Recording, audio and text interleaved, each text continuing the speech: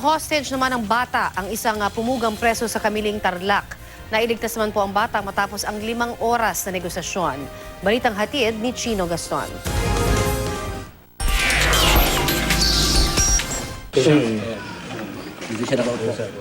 Napasugod ng mga pulis sa barangay na ito sa Kamiling, Tarlac nang mang-hostage ang isang preso na pumuga. Hawak ng sospek na si Marlon Altizo, ang isang batang 7 taong gulang. Pakainin natin yung bata at yes, alam namin na yung salitang nadapa ka nga, itulungan ka namin. Nakausap ng mga pulis sa telepono ang sospek at inalam kung ano ang kanyang demand. Yung first na negotiation namin, ang isang demands niya is si Hep, si Jail Warden, at saka Media. At pagka nakausap daw si Warden at yung Media, susuko rin siya. Armado ng mahabang patalim ang sospek habang hawak sa leeg ang bata. Pagbasak mo yung gulok para may assurance naman yung mga tao naman. Andiyan yung kukunin ko sa yung bata. Alisin mo na yung gulok. Yun lang. At least andyan pa rin sa yung bata.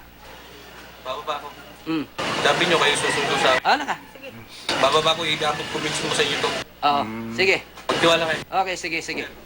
Sige, salamat sa iyo. Salamat. Yung bala... Ante, dito kita antayin. Matapos ang 5 oras na negosasyon, ibinaba na ng sospek ang bata pero ang patalim nakapwesto pa rin sa liig nito. At nang ligtas na ang bata, agad pinusasan ng sospek at ang bata inilayo sa lugar. Dito. Ang lola ng biktima, galit na galit sa hostage taker. Isa si Altizo sa 3 presong bumuga sa BJMP Kamiling. Sa kanilang pagtakas, isang jail guard ang nasawi habang 3 naman ang sugatan.